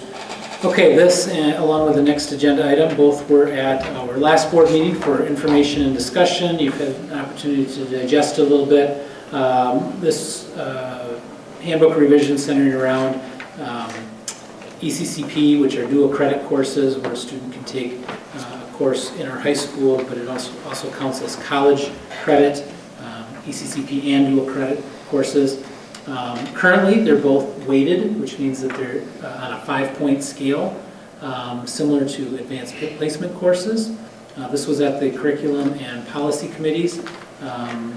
Both recommended to move forward. Again, this is for action tonight. In summary there in blue, this would remove the weighted scale from ECCP and dual credit courses and just leave it for AP. So it would be on a traditional 4-point scale. And regarding AP courses, advanced placement courses, it would require students to take the exam at the end of the course, and it would require the students to receive at least a 2 out of 5 on the AP exam in order to be awarded the weighted grade. Okay, so that's in summary kind of what this policy is. Again, you saw it last week, and happy to try to answer any questions if something has come up. But high school admin, do you have anything to add since Dr. Johnson's not here? I think just pointing out that ECC courses and dual credit courses taken outside of the building. In the past, we found some students veering away from our pathways that our teachers have been working really hard to create in our PLC time. So if a student is taking one of these courses, they'll be transferred back as an elective course. And that has not always been the practice in the past. Thank you. And again, this did come at a recommendation of the curriculum and policy, so if they have anything to add as well, otherwise I'll turn it back over to Mr. Armihan. Is there a motion to accept the recommendations from the curriculum and policy committees and approve the RCHS Student Handbook revisions as presented for 2025-26? I'll make that motion. Motion made by Mrs. Sharp. I'll second it. Any discussion? Mrs. Sharp? Aye. Aye. Aye. On to the RCHS Student Handbook Revision, Personal Communication Devices. Similarly, the board saw this at their last meeting, had an opportunity to digest it. Again, much of the research that administration has done, mostly from the book The Anxious Generation by Jonathan Haidt. And of course, that's a research-based book with hundreds of references in it. But research is continuing to show that students who have continual access to devices, or if they're limited in their access to devices, tend to do better in school, tend to have improved mental health, tend to have less bullying taking place, and it actually improves emergency situations. So those were the 4 things that I had mentioned before. High school admin, again, I'll turn this back over to you. Any updates that you have from last board meeting, anything else that you want to share that I have not drawn emphasis to tonight? Yep, just a couple things real quick to point out. So there's a memo in the agenda for tonight, and we wrote that on Friday. Those stats are still the same. So we have been blown away with the overwhelming support that our community has reached out and provided to us over this possible change. So we're very encouraged about that. But there have been some community members that have reached out and with questions and or saying that they wish to not go toward the change. Those stats that I mentioned, that 3 families have reached out, probably opposed to the possible change, and probably upwards of 40, whether informally or formally in the form of email, have reached out in support of it. So a couple of the concerns the families had were getting in contact with children during the school day. When a student enrolls in this building, they are provided with a Chromebook, which is preloaded with their own student email on there. They can access that during the school day. So if it's something as simple as, hey, I forgot my math textbook or my baseball cleats or whatever, they can email parents, and parents can communicate with students that way. If it's something more pressing, more time sensitive, during passing time, even during class, they can ask to come use the phone in the front office. We have a phone specifically in the front office for students to use. Emergencies was another concern. Research is continuing to show that students having access to phones during school day in the event of emergency, it creates a lot of misinformation with communicating home to parents and families. We actually saw this firsthand. We went into a hold for a medical emergency while we were helping out that student, which means basically students are just in the classroom, out of the hallways to protect that student's privacy. It happened during the lunch period, so a lot of students were moved into the gym from the cafeteria. Okay, they still hung out in there. Their business as usual, just moved to that location. During that time, students were on their phone, texting home, calling home, saying we're in lockdown. Okay, we had panicked parents calling us, emailing us, messaging us, saying what's going on, why is the high school in lockdown? So that was inaccurate information that was spread just by students having their phones during the school day, as well as in the event of an actual emergency. Research is showing that students all being on cell phones, all trying to communicate, jams up cell towers. And people that are responding in that emergency, maybe school personnel or other first responders, are not able to communicate the best they can in those situations. And the third concern that one of the concerns that was asked about was they've heard, community or family members have heard that students don't use locks.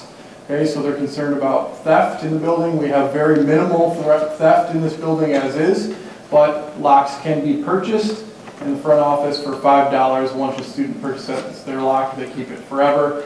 If a student forgets their combo to that lock as they're learning it, we have keys to those locks. We can certainly help students out and access their materials. We always recommend that students are using locks even without this possible change. Thank you. Any questions from the board? I have a couple.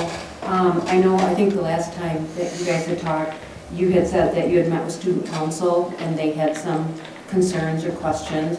I just wondered, did those get answered as far as your meeting with them? My second question is, the kids that take the college courses and they get it through their phones, have you set up like a time where they could like go to the library, or how will they get those, that information if it comes through on their phone? Has that been done? And maybe piggyback off that, I think maybe some of the students need their phones for authentication to be able to log in. Yeah. Yep, it's both great questions. Student council has had their questions answered. I think we answered them all in that meeting. I don't think there were any separate follow-up questions that we received. No, they more just listened, we just let them know what we're proposing.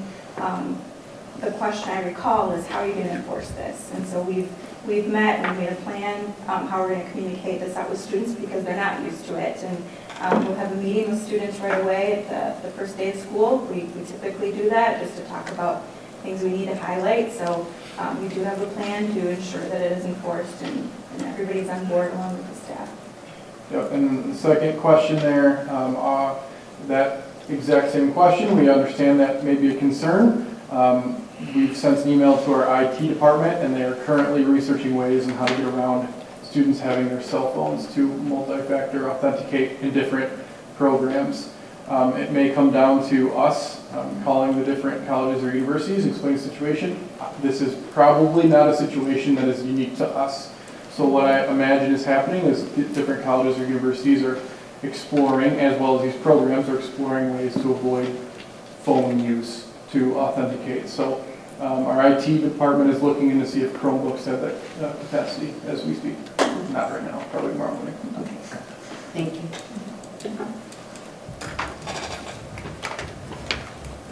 Any other questions? I know one concern that was brought up was the lead by example, that when teachers are on their phones, how is that being communicated and addressed with our staff? Yeah, great question.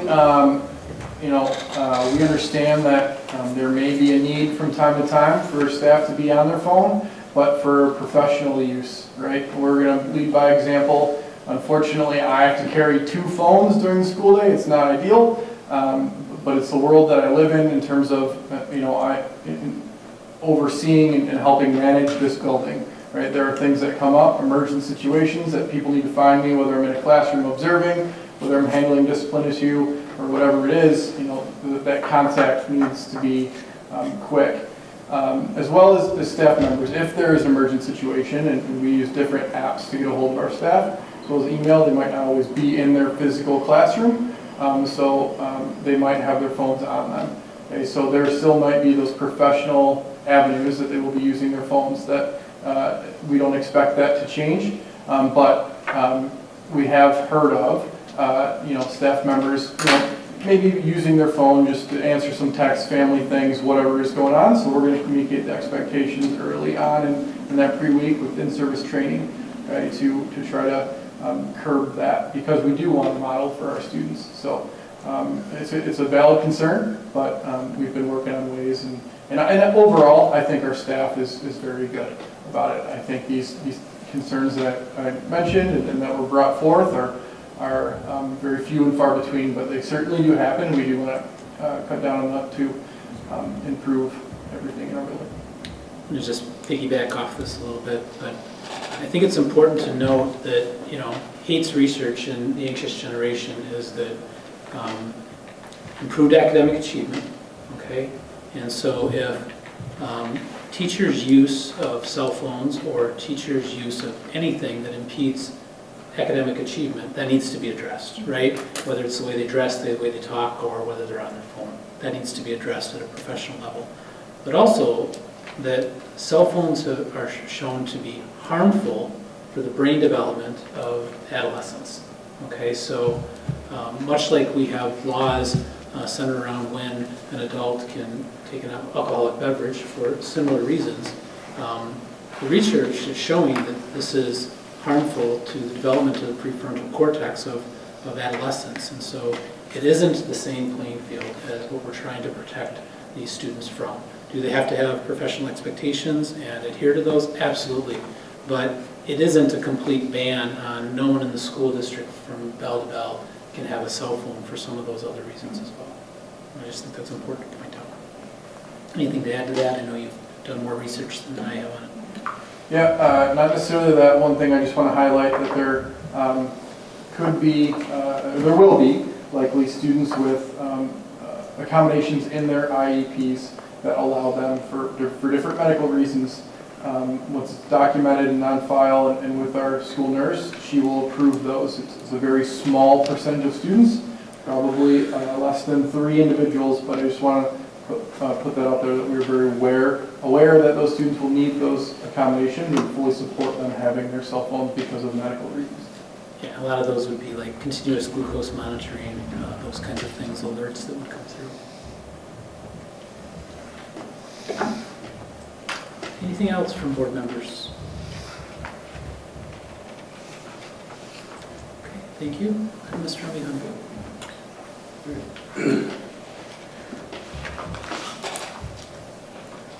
Is there a motion to accept the recommendations from the Curriculum and Policy Committees and approve the RCH Student Handbook revisions as presented for 2025-26?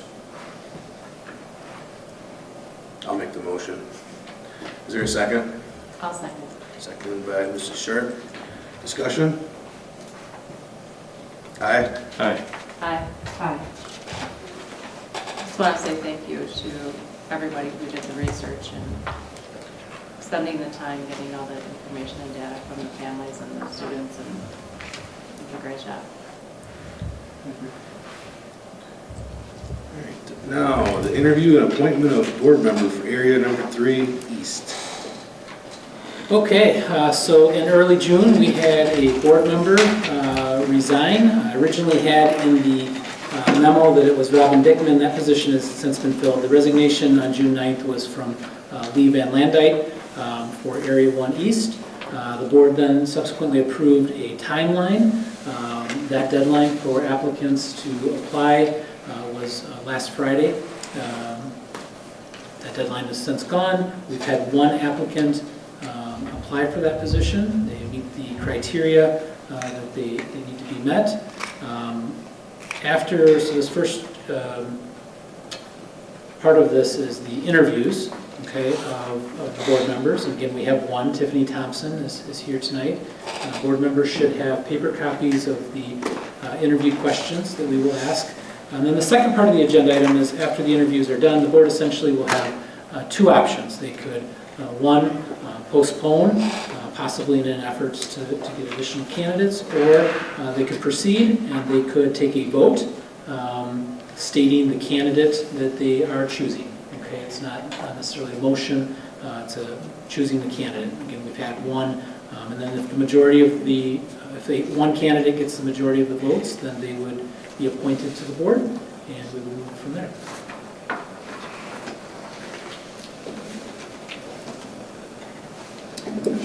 All right.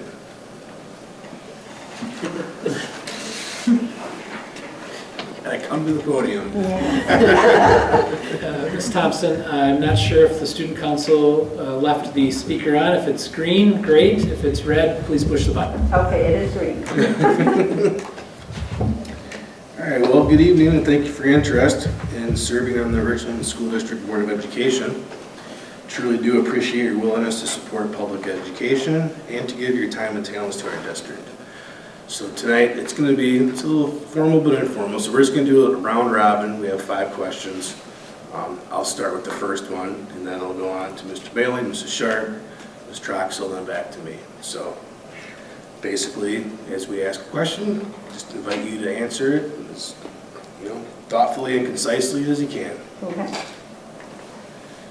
All right, so question 1 is, please tell us about yourself, as we'd like to learn more about your background, interests, and your connection to the Richland community. Okay. I went to school here in the Richland School District. And in high school, I was active with a lot of the committees and stuff through the high school. After that, I became a dental assistant, so I've been a dental assistant in this community for 31 years.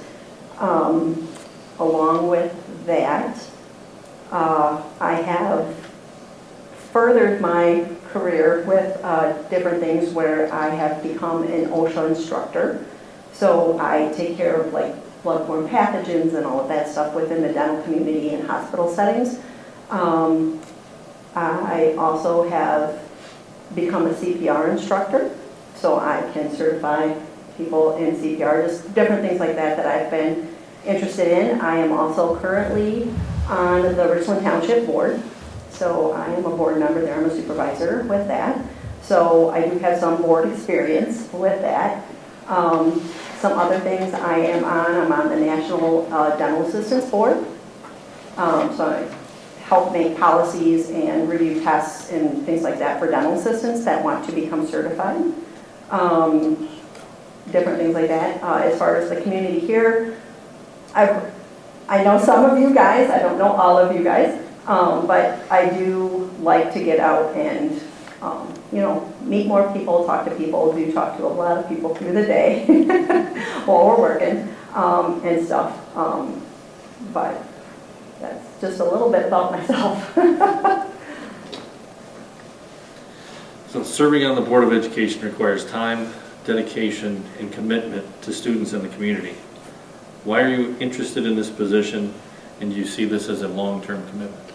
Yes, I do see it as a long-term commitment. It's something I have always been interested in, so when I heard that the position was open, I applied for it. Also with the timing of it right now is I feel good, because I've always been interested in it, but obviously my kids were littler, so I couldn't involve all the time that I needed to put into it, where now my son has graduated, and he's going to be leaving to go into the military. And so my daughter, obviously, she's 15, she's going for her license here pretty soon. So she's more independent with that.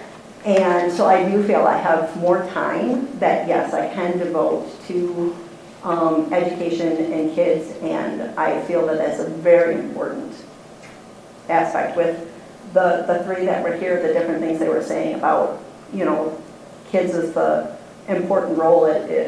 I loved everything they had to say with that, so yeah. Thank you. Mm-hmm. You talked a little bit about your experiences, but this question asks a little variety of that. So what experiences do you have that would help you serve effectively as a school board member? And then the second part of that is, this may include professional background, volunteer service, and prior board involvement, which you mentioned already, some of those things. Yes, so I am on several boards. There's a dental company also too that I am a volunteer board member on, where they bring out new products and we test out new products and we give them their input back on that. And so I am a volunteer on that board. Like I said, with the National Dental Assistance Board that I'm on, we create tests for the dental assistants that want to become certified, and we, take the curriculum that they need to look at to what they need to do to become a certified dental assistant. And so being that I've been doing it for 31 years, you have a very good aspect of, okay, yeah, you don't need to teach them this anymore, this is obsolete. This is where the dental field's going, this is what they need to learn. Different things that are coming into the dental field, we look at, is this a good aspect, is this a bad aspect? Just different things like that, trying to roll that in and out of stuff. Township board, that's a big one right now. As a community, I would love to see everybody working together. In order to achieve a goal, everyone has to work together. And I would love to see, as I call it right now, all the little fires burning throughout the community. I would love to see it all just come together, work out, and just people work together with it. And so with our township board right now, with all of that, managing all of that, that's a big thing. And actually some of the things that they had mentioned in the aligning yourselves and stuff, I've actually taken back to our board. And I said, guys, this is how we have to operate. If we're going to achieve a goal, we need to work together. So hopefully that answers your question. Yeah, thank you. Hi. Hi. My question is, how would you handle a situation where your personal beliefs differ from the majority view of the board or of the community? I guess how I look at that is you have to take everything into consideration. I can't come with my own agenda, okay? That's how I feel, especially with the board that I'm on for the township. I can't come with, oh, I have an agenda, I want this done. Can't do that. You have to go with what is for the township, what is best for the township. You don't look at one individual or two individuals, you have to look at what is for a whole, what's best for the group as a whole. So that's how I feel as far as I can't bring my own personal belief into it because that's not what's best as a whole. That might be what's best for me, but that's not what's best for a whole. So you have to take everyone's, consideration in everything. Thank you. Yep. All right, me again. What unique strengths, perspectives, or qualities would you bring to the board? I would like to think that I would be an asset to the board, as far as just helping bridge, like one of the things they had mentioned about the community to the board. I would like to think that I would be more than willing to go out. And of course, obviously being on the township board, meeting with the city assessor, or the city administrator. Okay, that's not a problem, I already know who they are. Just different things like bridging that community gap with the board. I would like to think that I would be an asset to the board and definitely not a hindrance. Very open to discussion, and I feel like definitely you have to be approachable. So if, like they said, holding yourself accountable. So if somebody wants to come to me and say, hey, I think you could improve on something like you just did or whatever, I would like to think that I'm approachable. I've always said in different aspects, especially being an OSHA instructor, when you come in and you walk through a place and you have to tell them, hey, look, you've got to come up on here or you've got to change this, I always want to come across as approachable. So if anyone has questions or anyone wants to come to me, they can come to me, they can talk to me, and I will talk back with them. It's not going to get into a heated discussion, so to speak, that I'm a very approachable person. Thank you. Mm-hmm.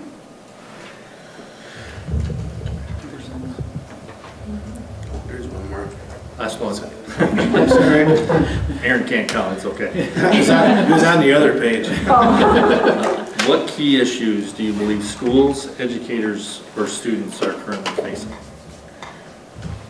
Well, with the cell phone thing, I've heard a lot from the kids and of their opinion about the whole cell phone thing, but there's been so much research done with that it's true. There's so many little things like that. So I just, thinking of your question, trying to process it through, what exactly was your second part of your question? Sure, no problem. The key issues that you believe schools, educators, and students are facing. Boy, I guess probably the main thing is, education. I think a lot of people probably think they want to know like where they rate, where the school district rates for the education level. Are we first? Are we 15th? Where are we in our math scores? Where are we with our reading scores? That's probably the main concern, I think that maybe the school board faces. Of course, I don't know all of them, willing to learn and take it all in to make more of an educated, answer on that. But I would guess that's probably what you guys face as far as for the key points for the school. Thank you. Yep.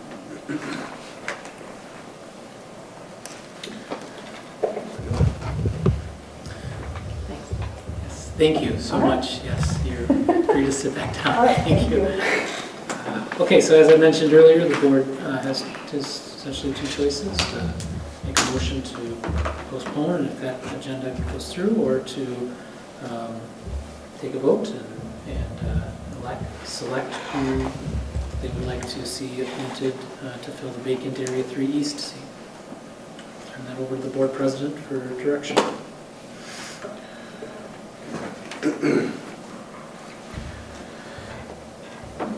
So again, just to reiterate what Mr. Board said, if we move forward with Tiffany Thompson, we just do a voice, just say her name around the table.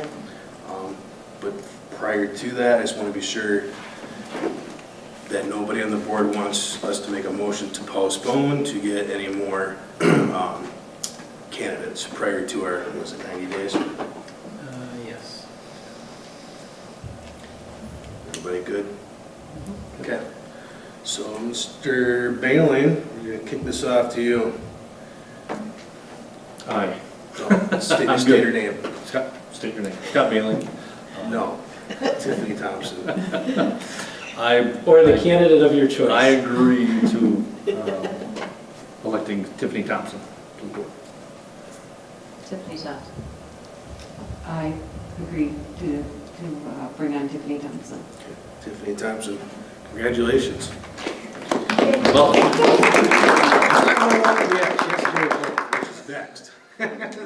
Congratulations. So we're going to kick it off to the oath of office. Okay, so again, you've been appointed to the board. We're going to do the oath of office here tonight. We have our board clerk, Sheila Troxel. She will administer the oath here in public. Do you have the sheet? And does Mrs. Steele, do you have She the sheet has it. for her? Perfect. Why don't we come right over here underneath the screen? That's kind of our traditional spot for the oath, so that the photos and others can be done.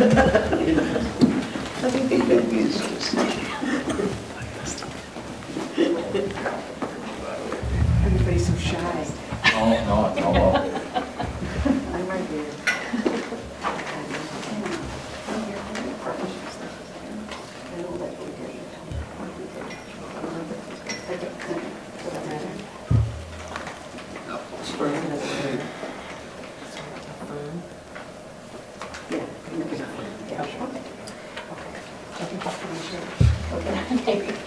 I state your name. I, Tiffany Thompson, Having been appointed having been appointed to the office of the Richland School Board, to the office of the Richland School Board, but have not yet entered upon the duties but yet have not yet entered upon the duties thereof, affirm that I will support the Constitution of the United States affirm that I will support the Constitution of the United States and the Constitution of the State of Wisconsin, and the Constitution of the State of Wisconsin, and will faithfully discharge the duties and will faithfully discharge the duties of said office to the best of my ability. the best of my ability. Congratulations on being appointed to the Richland Board of Education.